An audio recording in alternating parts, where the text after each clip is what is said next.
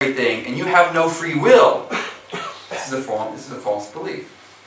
If you believe like the Qadariyya, that God's Qadr is not in place, that things occur through natural processes of causal relationships, cause and effect, that's false belief. So in beliefs, people step out of proper frames of references. Don't be surprised about that.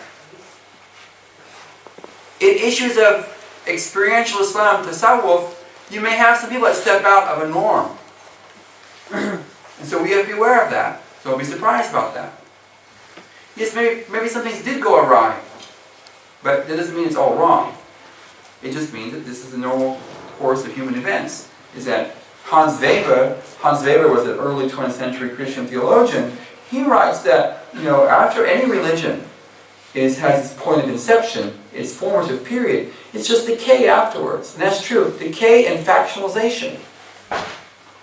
When Sayyidina Umar heard from the Prophet ﷺ the verse, on this day the religion has been perfected, Al-Yawm Akmaltu Dinakum, he wept. Because he said, whatever comes after the Kamal is just Naqsan. Things go from being perfect to imperfect. So he wept because he knew that things were going to go on a path of entropy, of decay, in modern language. So my friends, it's getting late, it's 8:30. I don't want to keep you bored. I don't want to bore you. In our time, you are as young 21st century Muslims in the West going to be confronted by certain forces that you will have to overcome to rise above them or to use them. One is your community. Your community which is seeing itself as absolutely distinct and other from the majority of people you're around. And you're not. You're British citizens. You're British. I am Gary Edwards. I have a lineage of my ancestry which goes back to this island. But I don't consider myself British. I'm a North American. I am. I grew up in North America. I grew up in the Midwest, in Indiana. So I'm Midwestern. I'm not from the West Coast. I'm not from Oregon or Washington State. I'm not from the East Coast. I don't sound like I'm from New Jersey or Massachusetts. I don't sound like I'm from Huntington Beach, California. I sound like a person who sounds basically in Indiana. I have euphemisms. When I say Coke to someone, I mean a carbonated beverage. I don't mean Coca-Cola as a company. That's what we say in Indiana. We call any Dr. Pepper, which you guys don't like, Mountain Dew, 7-Up, RC Cola, Pepsi, Coca-Cola. We all call them Coke where I come from. So you have to understand that when I say Coke. I may not be meaning Coke. I may mean Pepsi. You're asking. Or I may mean a Fanta or something else. Okay? That's where I come from. I use the word that way. If I was in Massachusetts, I call it pop. So I have been enculturated and imprinted with language, expectations, etiquettes, etc., etc., etc. That's what makes me who I am. And now, but I'm a Muslim now. I don't jettison all that stuff from before. It comes with Naeem. It comes with Gary. They come together and they become the person I am. So, you will have those forces against you. Let me give you some advice about clothes. And I'm going to be honest with you. Why do you dress in these long thobes that you don't iron with pants and sweatpants underneath? You look funny. If you're going to be so distinct and out there, be elegant. Oh! Be elegant. Don't look like someone's afraid of you when they see you. I dress nice, not because I like nice clothes, because I represent the Prophet. When I go through the full body scan, which I don't go through because I opt out. I opted out in Houston just now to come over here.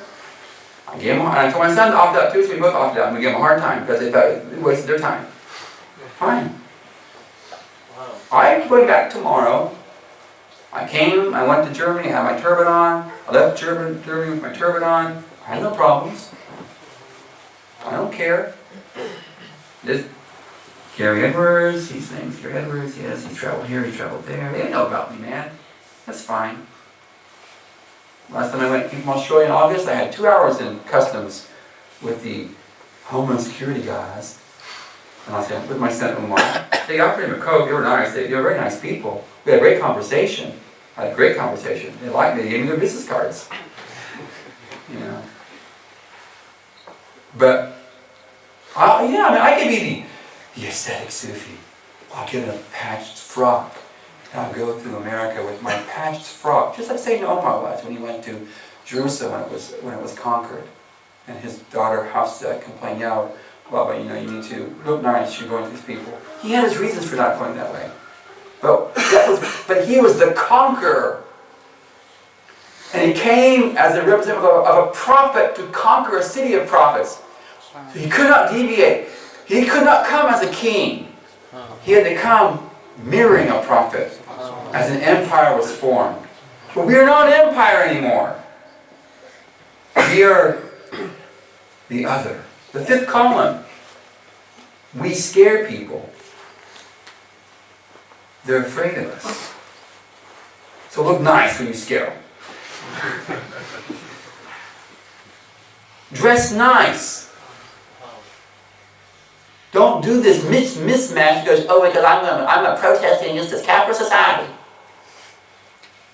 This is ridiculous, man. You gotta be different. If you're gonna be different, be different. But different with elegance and beauty. At least I can't say you look nice. I don't agree with you, but I can't say you look weird.